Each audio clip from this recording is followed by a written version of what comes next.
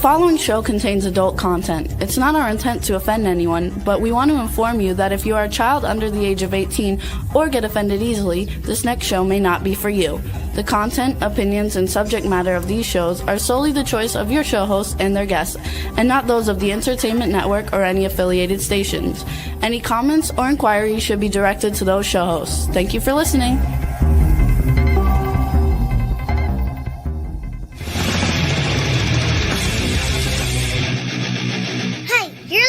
To the Adventures of Pipeman on W4CY Radio.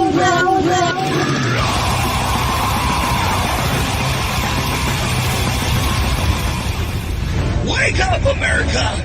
It's time for the Adventures of Pipeman on W4CY.com, West Palm Beach's #1 internet radio station. Here's your host, the Pipeman. Yo! The Pipeman is here, season 19, episode 68, the Positively Pipeman segment of the Adventures of Pipeman. Oh, this is amazing because we have a great show ahead where we're going to talk about pets and we're going to talk about business. Not necessarily a pet's business, but we are going to talk about it is Pet Cancer Awareness Month. And I think it's interesting that that's right after Breast Cancer Awareness Month. And with so much cancer out there, I think you could use up every month of the year, no problem. And let's talk more about that by bringing the Pipe Nuts on and the Pet Health Guru. Hello, Pipe Nuts. Okay, Swamp Nut. Yes. I guess you got the memo. What memo? To wear a yellow shirt. I didn't send the memo, but you got it. Hey, Juan, let's change the overlay to the QR code like we did last time, or some, yeah. And so, Juan, you did not read the memo. You're not. We were supposed to all be on Team Yellow to fight against dog cancer, I think. I don't know if that's the color, but I'm picking it now. What do you think, Pet Health Guru? Is there a color for dog cancer like there is for every other cancer? It should be black. There shouldn't be any color on cancer. It shouldn't be. Right? Right? Shouldn't be any. Exactly. To be honest with you. Yes. I mean, listen, when you make all these pretty colors, it kind of like dilutes the whole message of cancer's not good. Exactly. I mean, when we look at cancer awareness, we're all aware of it. We just want a cure for it. We want to prevent it. How come we don't have that specific message being thrown out there? I know, right? I mean, we are in a society of treating things instead of preventing them. And when I say treating, I mean treating symptoms, not the actual problem. Yeah, it's exactly it. I mean, first off, we hear it all the time that cancer is genetic, and it's not. There's less than 5% of it is ever genetic. 95% of it is environmental. And where's that coming from? We had that nice cold snap last week down here in South Florida. With manipulated, man-made, geo-engineered cold spell, and everybody is sick now. And it was only one day. Yeah, and there is no in the awareness platform any awareness that we are poisoning the bodies of every living creature and every living plant on the face of the earth. So here's a question then. Okay, so on, for wild dogs that are literally wild, not domesticated dogs, wild dogs out in the actual wild. Right. Do you have statistics on them getting cancer opposed to domesticated dogs going to veterinarians getting cancer? It's been a phenomenon, and I can use, because up north there's a problem that's developed over the last 2-3 years with even deer. Never had a problem with that. In the wild, nothing. However, all this wildlife is now being subject to all these chemtrails, the spraying for, Zika, mosquitoes, all that other stuff, the geoengineering, the weather modification things. And of course, now their food animals, like from a wolf, are eating deer and rodents that are eating GMO crops because that's all they have available now. Yeah, And that's then a problem. they add in the pesticides, the glyphosate, the Roundup, that sort of thing that they're spraying. And even I wasn't aware of how extensive the spraying is in our woodlands. They're spraying using Roundup, glyphosate, to get rid of brush and small shrubberies and that sort of thing that are growing over the more open lands for forestry control. And that was half the problem in California because they killed off a lot of the brush but didn't clean it out. And that was just tinder for what happened out there, and they were aware of it. So not only were you getting all the smoke and all the devastation from the fires, but it polluted the air for us and our pets, and all these chemicals accumulate in the body. That's what it basically boils down to. You know what? That explains why Tinder is such a terrible dating app. Yes. It's been sprayed. It's been sprayed and it hasn't been cleared up. We're just leaving the crap there, and that's our dating pool. That's I right. have a question though for you. When the pipe man said, how do we know what the animals in the wild have? Like, it's not like they put out a bulletin tack it to a tree and say, hey, if you're living in the wild, can you please come in so we can test you? Well, How do we even know these things? They do a lot of tracking and testing, capturing, killing. They do a lot of that sort of stuff to try to get a baseline. And I mean, we started actually monitoring wolves back in the 1960s. Yeah, that's wolves and stuff like that. What about just what we consider domesticated animals, like dogs that people have that were either born in the wild, people dumped out there, or this, that, and the other? How do we get the baseline for domesticated animals that live outside of homes? Outside of homes, that's difficult. That's gonna fall in a range in between, because a lot of these dogs that have been dumped, the reason they're being dumped is because the owners can no longer afford the vet bills that are just out of sight right now. I saw in the last decade the veterinary expenses are up 60% in 10 years. Wow. Which is, I picked the wrong business to be in. Yeah. Well, the thing is it's not, the veterinarians aren't making it. It's the corporations that are. Well, that's why I said business, because that's true of human health too. Doctors don't make any of the decisions; they're just the hired help. Yeah, and on the on the veterinary side, Wall Street has been going after gobbling everything up. And investment firms, stuff like that. And of course, the largest employer of veterinarians in the world today is Mars Candy. Wow. They bought up all the major chains of veterinary clinics. They bought them all up. They bought up the testing labs. They're heavily involved with the insurance now. It's crazy. Does that mean they can give now the pets the poisons of their candy that's poisonous to the pets, make them sick, and make more money on the other end from the veterinary? Yeah, it's vertical marketing. You feed them bad food, then you turn around and you're feeding the pet owners a bad food on top of it. So they're not, now you're trying to do that balancing act with your finances. Now that you got the bad food, now you have to go into the vet's office, which we own, and then we're going to give them the drugs that we dictate. That obviously, these board members all sit on each other's boards. Food companies, chemical companies, pharmaceutical companies. It's a country club, and it's all designed for them to make money, and has nothing to do with health. It has nothing to do with compassion anymore. It's terrible. And so, how does cancer occur in dogs? And, what can we do about it? Well, first off, we have to realize, like I said, that 95% is environmental.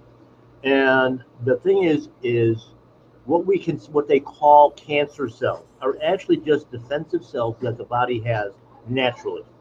They're designed to eat toxin, poison, and get rid of them. Well, when we start to see tumors forming and things like that, that means that that poison level in that body has out is over the top of what the body can normally handle. And where is that coming from? Well, first off, I tell people you have to start with the entrance of what goes into our body, what we breathe in, what we eat, what we drink. It's through that whole process of digestion and everything else. And of course, then when we get down to the filtering part of it, the liver, the kidneys, lymphatic systems, all of that, it can't handle it because when a body is fighting a toxin, it creates mucus, and the mucus basically can plug up the liver, the kidney, the gallbladder. If it sticks to it, that turns into stones and crystals. That's where those come from. It's the mucus, the poison. And once that ability to get rid of it is gone, now you've got what we call disease. It's, and your only hope is to make sure that we can flush out our system, with clean foods, clean air, clean water, which most of it's beyond our control. And so let's talk more about a new approach to cancer in dogs. The best thing, of course, for not only dogs, but for people as well, you start out controlling what you can. So if you can't do very much on the air outside, but inside, there are air purification systems and stuff like that we sell over at my Paleo Pet and online. Clean water, the same way, an ionized good water, alkaline, if your body can handle that. The issue with alkaline water, because cancer can't live in an alkaline environment, is you don't want to eat or drink alkaline water an hour before or an hour after you eat, because it changes the stomach acid. So if it changes it, it's not fully digested when it gets into the digestive tract. And of course, the food should be clean, grass finished, pasture raised wherever possible. Stay away from the ultra processed stuff. Anything that will turn into sugar, which is all fat, turns into sugar, and sugar feeds cancer. The approach that we take, of course, is starting out with that clean food. And then there's a number of herbs and botanicals that will aid in the cleaning out of that body and have anti-tumor, antibacterial, antifungal components in them that will help start cleaning it out of the system. Every time, though, that you take a drug for this, you're putting more poison in. That medical system is totally, totally backwards. We were lied to from day one, right from the late 1800s, when Rockefeller started coming out with patented medicines. And if you look at it, you got a simple one that pet owners have all the time. You've got your dog has a bout of diarrhea. Well, first off, it's not diarrhea. The reason that dog stool is hard is because the food companies add a stool hardening agent, which makes them strain all the time. They sold that to us for easy pickup. And then the dog food companies actually lobbied through the AVMA to have local ordinances about picking up after your dog. Prior to that, it was just into the ground and with no problem. So now we're holding in the bad food, the bad toxins that are already there. And then, of course, if you have that bout of diarrhea, loose stools, whatever, you're running to the vet's office and they want to plug him up. They're keeping the toxin inside the body. Well, you're just pushing those poisons deeper and deeper and deeper. And now we've got pancreatic cancer, we've got lung cancer, we've got kidney cancer, spleen. All the organs now are trying to deal with it, and they can't. Even skin cancer is not caused by the sun. That's the poisons coming out through your skin. And what do? We slap on sunscreen, which gives you cancer. I have a question about that. You said the stool hardener. Do they do that to our food as well? In some companies, yes, absolutely. Why do you think there's so many older people running around with constipation all the time? They're not eating right. The chemicals that they're using are also endocrine disruptors. So the body can't digest it, can't break it down right, and then, of course, can't eliminate it right. And of course, the water is so bad, with most bottled waters, that there's not enough hydration. Most people are dehydrated at some level. Our dogs are even worse because they're being fed this dry kibble crap that's also dehydrating to start with. So, you've got a multitude of different things going on that are on an ongoing basis. However, when we do it clean, there's no cancer. There was no cancer until the early 1800s, basically. I mean, there was a few spots here and there, but even in the 1800s, you figure they were, growing the infrastructure in the country, the railroads and things like that. There were a lot of chemicals and that they were using to kill off plant life and stuff like that. And there was no protective gear. It just what it was. And of course, the nutrition was in these places was generally very, very poor. When your boss is paying for dinner, you can have a McDonald's. Right. And so, Studio Nut, how are your guppies affected by this? I think it's mostly the water problem, right? Because what kind of water can you give them? Because you have to do the water changes, right? But what's the best kind of water to give them without chemicals? Because they sell the chemicals that you add to the tap water to make it quote unquote safe for the fish, Right. but you're still depending on those chemicals. The aquatic business is very difficult today. Your best choice, of course, is if you can find good, clean spring water, because the water quality is affected in several ways. One, of course, is the excretion from the fish themselves. Second thing is fish food is ultra processed, so you're feeding them basically McDonald's or the equivalent of kibble. It's funny you should say that, because when I'm out there paddle boarding and seeing all these fish, I don't see them eating any flakes of anything. No. I don't see flakes in the water. And the funny thing is, when you buy the food for these fish, it literally says on the bottle that that it makes the colors pop more. So whatever color the fish is, it makes the colors brighter. So how do they achieve that? Yeah, chemicals. They got colors. They got foods they use to enhance the color. And those, by the way, those same dyes are what they're using on feeding chickens, so that your egg yolks look orange now instead of the pale yellow because of the Clorox that they run the eggs through to sterilize them. So they take the color out and then they have to add the color back in. Exactly. Yeah, it's kind of like to begin with. It's kind of like when you buy bottled water and it says they added like minerals, which is like, well, water is supposed to come with minerals, but in the process of purifying it, those minerals pretty much die off, and then they add more minerals on top of that. Yeah. You know what I love is when you go to Whole Foods, and if you go to the gluten-free section, there's a big sign that says may contain gluten. Yeah. Well, because when they say gluten, according to the law, and on the Pet Health Cafe, we did a whole thing on labeling laws. But when they say that, the government has basically designated 10 different grains as the gluten grains. And that's, so if they say gluten-free, as long as it doesn't contain those, you're fine. But even things like sweet potatoes and potatoes, rice, all that stuff have gluten. It's starch. That's what it is. When all you guys are too young to remember that, but when I was in grammar school, making paste was flour and water. That's glue. So when you eat that white bread, you got glue going into the body that sticks to your gut. And on our dogs, sometimes when we switch a diet to like a raw food diet or a cooked diet, all of a sudden they have bloody diarrhea because the body has to peel that glue off the gut. And of course, it's going to cause abrasions and things like that, which causes his blood. Nowadays, kids actually do that on their iPad. They don't do real life stuff anymore. No. It's all on the iPad. Yep. And we know how that can be manipulated.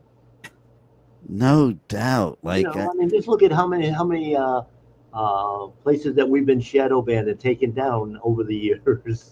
For telling the truth. Honesty must not be the best policy. I'm guessing for them. Yes. We have to shield them. They can't handle it. All I keep thinking about is the movie, and they can't handle the truth. Yeah, that came into my mind too. That was what, Top Gun, or no? Yes. Yeah. No. A good. Oh, it's same actor. A Few Good Men. Okay. A Few Good Men is where that's in. Yeah. Yeah. And that was Jack Nicholson telling Tom Cruise. Tom Cruise, yeah. They can't handle the truth, and that's kind of ironic considering he is a one of those cult people. It's funny. Okay, you're gonna laugh at this. Okay, I'm going through. We moved into new studios, so I'm going through all my books and organizing everything, and I found a book that I did buy way back when, but I wasn't part of the cult because it wasn't really a cult yet. It was just a good self-help book. And I have the book Dianetics by L. Ron Hubbard. Yeah. I knew how to say it. So now it's like I didn't put it on the bookshelf though. I'm like, well, I'm gonna keep this one in the drawer. I don't want anybody thinking I'm one of them. Exactly. So that it's so sad that animals have to suffer along with humans because animals don't even have a choice. Humans can be stupid and decide to eat the wrong stuff. Animals can't. Okay. And we buy into so much of this stuff, the convenience of kibble foods and even some of the canned foods.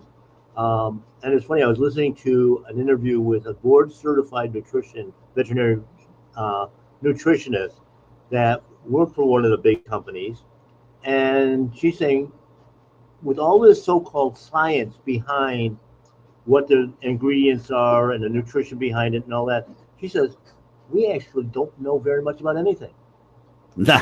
Just like our doctors during COVID. The smarter we get, the dumber we get. And to think like animals across the world, their ears spark up when they hear that commercial. Kibbles and bits. Got to get me some kibbles and bits. Now, Jesus Christ, like animals don't care about those kibbles and bits, okay? Like but you know what? God forbid we shouldn't make money off of the bad health of humans and animals. Next, we're going to do it to everything on Earth. I think that's why we're exploring in space, so we could do it there too. Yeah. To the aliens that brought us here? Yes, exactly. I heard something, I don't know whether it was talking about Elon Musk and a few others, that basically, government is weaponized, of course, the Justice Department and the IRS and all this, and that they're actually weaponized the drug companies as well. And it's all, population control, just don't kill you off, but keep you sick enough that we can keep taking all your money every month, in drugs and therapies and that don't work. The only thing that can heal any disease is the body itself. So our approach when we do cancers is let the body get rid of the bad stuff that's creating those abnormal cells, clean them out, detox, and then feed them things that are going to let the body actually work its magic. Yeah, because cancer can't survive in an alkaline environment, only in an acidic environment. So, right. And our body is basically alkaline most of the time, although we need to have that balance because we need to have the acidity to break down our food. Yeah. I saw a researcher recently put up a paper that thank God for hydrochloric acid because it kills everything. And including the people I don't like. But one of the other things too, I got a text this morning on one asking about, and this is was for kids, and talking about their flu season number one. Okay, there is no such thing as flu season all over the world. It's basically that we start the season with Halloween, with all the garbage candy and toxins and everything else that we're putting in our body. And then we go right into Thanksgiving where we're doing all this abnormal stuff as well. The stressors, and then we go immediately into Christmas and Hanukkah, and now we've got more problems, and now everybody's sick.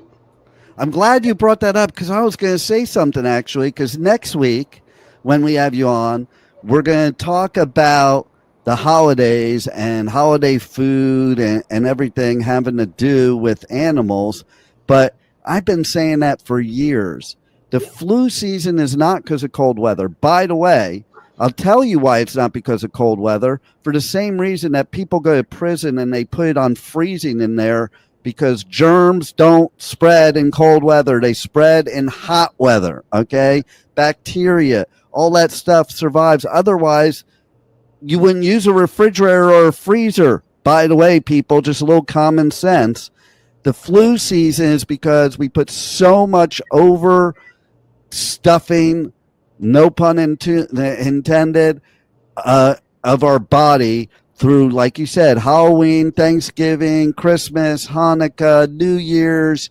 It's just a few months of just constant poison being put into our bodies. I mean, I was in the grocery store the other day and I saw popcorn that is stuffing flavored popcorn. Like, we are getting so ridiculous with food.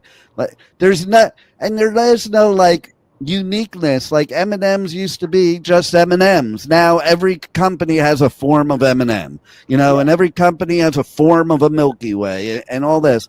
And it's all just a bunch of mad science. So you guys got to tune in next week to the beginning of the show for on Monday at 1 p.m. Eastern time, so we can talk about the holidays and how you can prepare for your pets so they're not sick or getting sick on your carpet or anything else. And it's going to be a not miss. And then, so stay tuned a little bit here because we're also bringing on Michael Barbarita of Next Step CFO and his powerful business strategies. And we're going to talk a cash collection strategy that has a 40% success rate for those difficult collection situations and system of collecting that will improve your cash flow dramatically for your business. So maybe you're a pet person now, but you probably have a business too, or whoever's listening. Stay tuned for the rest of it. But meanwhile, give us some final words, Pet Health Guru. All this stuff can be prevented, but we have to learn how to read ingredients. If you cannot pronounce it, don't take it. And if you're curious, you can actually track a lot of this stuff down. With Google and search engines and that sort of thing. Look at the side effects. They're not side effects. They're actually the effects. They just hide them from you because it did one little thing and kind of masked that symptom. On the backside of it, of course, they can reach me at my Paleo Pet, BioComplete Natural Diets, on the Pet Health Cafe, obviously, every week. The YouTubes are up there 24/7. Use them. They're resources. And, I get some dynamic guests on there that are experts in the field. But again, when you look at the doctors and that sort of thing through the pandemic, the networks did not talk to the people that knew what they were doing. They were running a narrative. And, as long as we keep following that, it's going to be a problem. And my Paleo Pet is located in Pompano Beach, Florida. And there's a number there, 954-971-2500. And it's on the scroll, so you can reach us. And my crew, my team is ready to help you. And you will indeed help. Like, I'm living proof that you would help. Well, not me, because that would be a bad testimonial if it were me. But April for sure. And then Rebel, again, not about Rebel, be a bad testimonial, but her pets What has the pet health guru done for you, Rebel? He has done wonders. He has enlightened me about things that I needed to know, the things that you don't even think you need to know. There's so much to learn from the pet health guru. And then Studio Nut, how have your guppies been since knowing the pet health guru? They've been thriving. I mean, I'm gonna have to come up with some type of population control soon. Those things Good. breed like crazy. All you got to do is And a sign that contact they are your healthy. local government, and you'll be able to find out everything you need to know. I had a customer call me yesterday, and she was complaining. She got a bunch of dogs, and all the females are in heat, but these dogs are all like 10, 12 years old. And I said, she said, this is driving me crazy. I said, be thankful. They're healthy enough to do that. In our human population, fertility is down how much? 70%, 60%? And it's all because of chemicals. And just another note on the Pet Health Cafe, we don't limit it to just pets. We talk a lot about just overall health, diet, clean foods, all of that sort of stuff for the pet parents as well. Because if you're a pet parent and you're sick and can't handle things, and in fact, that was our show last week, we were talking about the emotional part, how we spread our energy to those animals. And they totally. spread it back to us. They tell us what's going on, but we don't listen. Well, not only that, but think about it. Okay, if you're not eating right, you're no good to your animal if you're not healthy. But also, if you're feeding them table scraps, you're giving them the same poison you're taking in. So if you eat healthy, your table scraps will be healthy too. Exactly. Thanks again, Pet Health Guru. Always love having you on here after 18 years. You are a wealth of information, way more than Rebel. And next week, you have to wear the yellow shirt, and we'll all not wear the yellow shirt. No, I'm just kidding.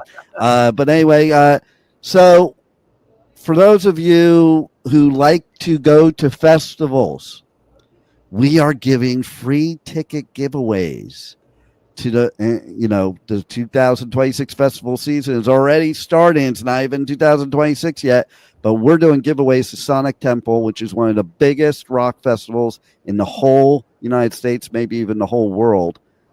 Juan, let's find out a little more about that. The Sonic Temple Art and Music Festival returns May 14th through 17th with My Chemical Romance, Tool, Bring Me the Horizon, and Shinedown. Plus, Pierce the Veil, Good Charlotte, The Offspring, Sublime, Godsmack, Breaking Benjamin, Marilyn Manson, and so many more. Sonic Temple in Columbus, Ohio, May 14th to 17th. Passes on sale now for as low as $1 down at SonicTempleFestival.com. Sonic Temple. Check me out on Pipeman Radio. DM me if you want to be entered to win tickets to 2026 version of Sonic Temple. It is badass with a badass lineup. And again, everybody make sure next week we're going to have more about the Pet Health Guru. So make sure you stay tuned today and then tune in next week on Monday, 1 p.m. to Positively Pipeman segment of the Adventures of Pipeman right here on W4CY Radio. Now, let's go to Chapter 2 with Michael Barbarita from Next Step CFO. Thank you, guys. Hey, you're listening to Adventures of Pipeman on W4CY Radio.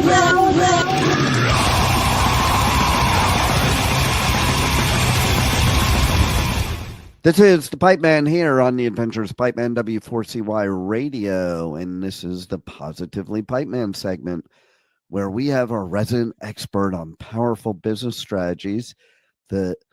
And he represents an amazing company that you have to check out called Next Step CFO. So welcome to the show, Michael Barbarita. Thank you for having me again, Dean. So this week, I want to talk about something that has happened about 3 or 4 times, and sometimes just comes in rushes, where people are having trouble collecting their receivables.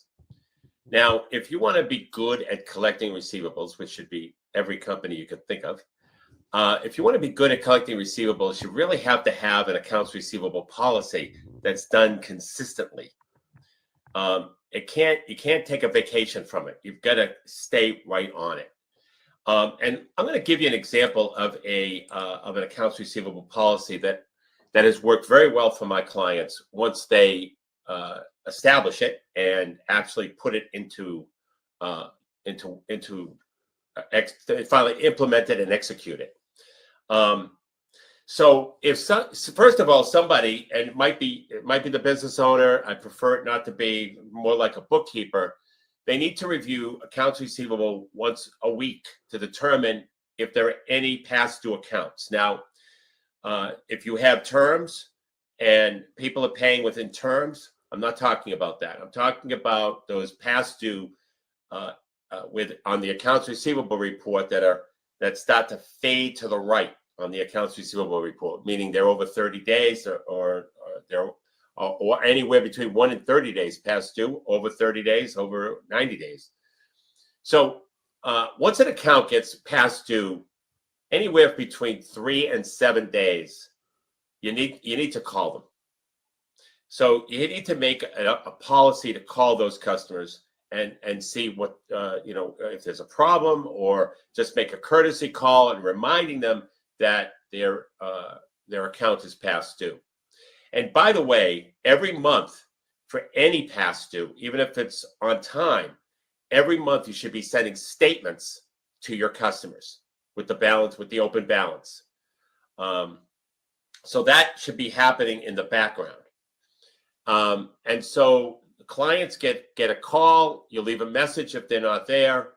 You don't get a return call 3 days later. You make a second call. And then if they don't pay after the second call, or they don't return your call, what I recommend clients do is what's called a 10-day demand letter.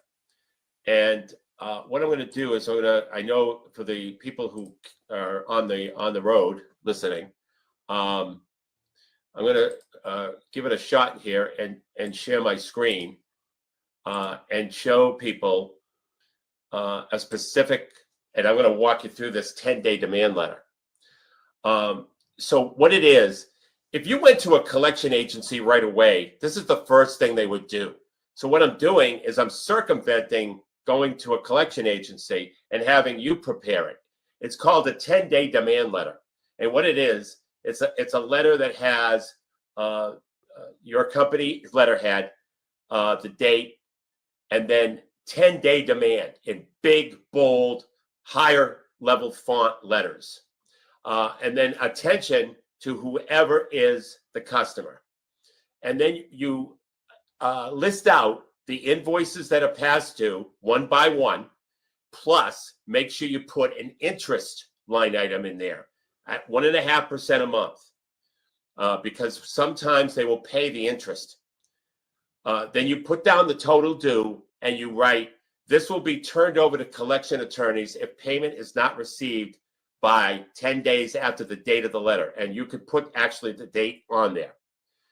And if you accept credit cards, you put that you accept credit cards, and then you write thank you and address it with your typical whatever you are. Maybe you're the president of the company, or maybe the CFO, or whoever is doing it, the bookkeeper. It doesn't matter who's ever doing it. And you must send this letter out, return receipt requested, because that gets their attention.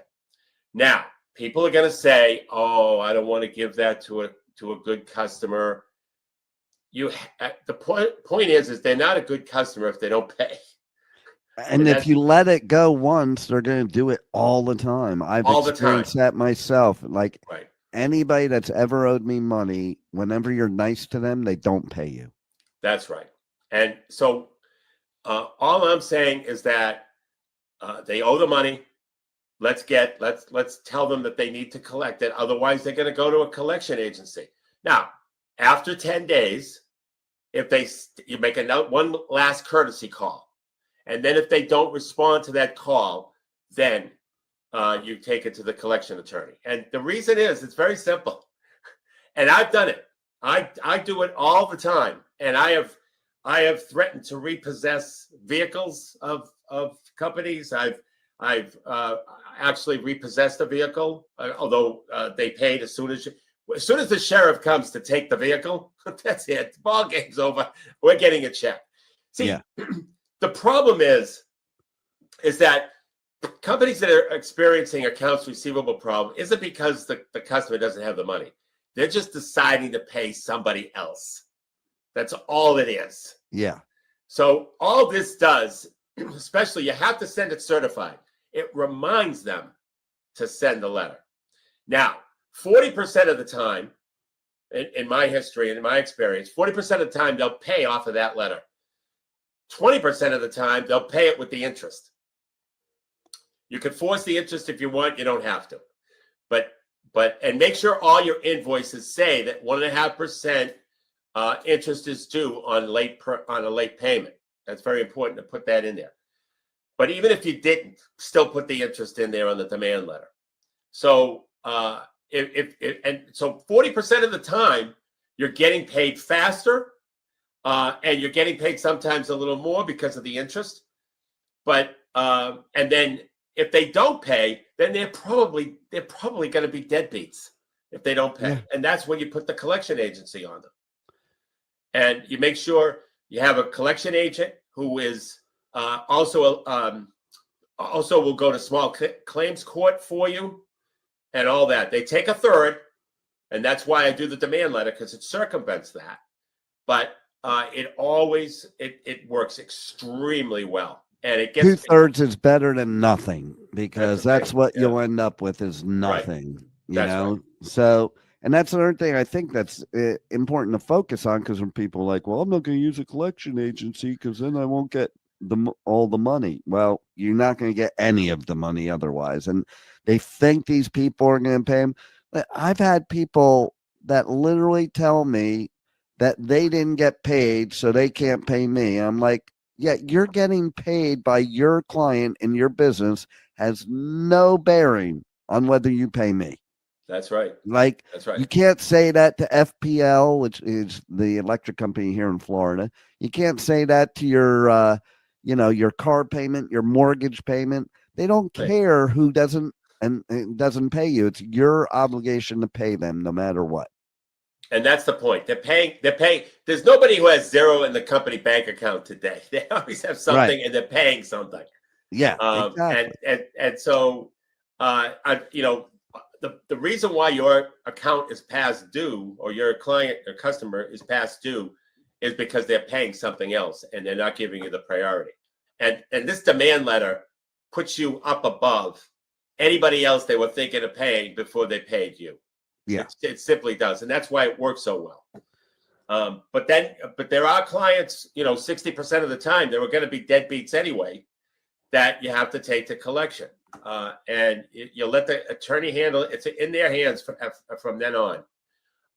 And then sometimes people pay when they get the collection letters from the attorneys, but the attorney has to be both a bill collector and go to claims, preferably an attorney. A collection attorney. Yeah, that's the best one to get. You'll pay a third, but you'll at least get paid, and then you don't do business with that customer again. Because I see people doing that as well. After somebody doesn't pay them, they go back to the well and do business with them again, and the same thing happens. So the people hold a carrot out is what happens. I can't tell you how many things people have done to me in my career with a carrot. I don't buy into it, but they always think they're pulling it over on you. Like they'll put something. Oh, I have a referral that's going to be coming for you, and he's big money. Blah blah blah blah blah. Right, that's right. So, but I can't pay you my payments. But I'm sending you this as something that'll help out. Yeah. Right. No, pay your bill. Yeah, exactly. And that's what it comes down to. And so I bring this up because a lot of business owners lately with me, that they're saying that they have trouble collecting, and this is what I've been suggesting, and they work and they obviously get paid. They say, yeah, they paid me. Okay, good. There it is. And you didn't go to a collection agent when you send the 10-day demand. You've circumvented the process. You've given yourself priority. You've given yourself priority for future invoices too, by the way, because they know the process. Totally. And by the way, here's one other important point. If you're too afraid to do that, what I'm suggesting is you go ahead and you do it. And then if somebody says, hey, why'd you do that to me? Or, somebody who's maybe been a customer a long time, you say, oh, you know what? It's just a bookkeeping thing. This is just our process. And it somehow it went through the cracks that your particular certified mail went out. That's all you say. And it's over. Exactly. And it's over. It's a bookkeeping procedure. That's all you say. And by the way, it is. Totally. How do they get more information from you about this and many other powerful business strategies? So what I like doing, Dean, is book interviews. This is where, because business is constantly changing, I like to keep my book updated with fresh new material. And so I get that fresh new material from business owners. And the way a book interview works is it's 60 minutes on Zoom. I present strategies from my book, and then I asked the business owner if the strategy that they were just presented, what the impact would be for a business that would implement it in their industry, and then I document it for the book. But the beautiful thing about it is they get to learn business strategies that competition isn't doing. And so to get a book interview, to go to nextstepcfo.net/contact, fill out the contact form in the message section, put the words book interview, and then I'll send you a calendar link so you can schedule the book interview and we go from there. Beautiful. Well, once again, a great week of powerful business strategies from you, Michael Barbarita. And thank you for all you do for businesses to help them out. And everybody, I implore you to reach out to Michael, because even if you're successful, he can help you with strategies that'll make you more successful. And tune in next week, because we will have some more powerful business strategies with Michael Barbarita. Thank you. Thank you, Dave. Thank you for listening to the Adventures of Pipeman on W4CY Radio.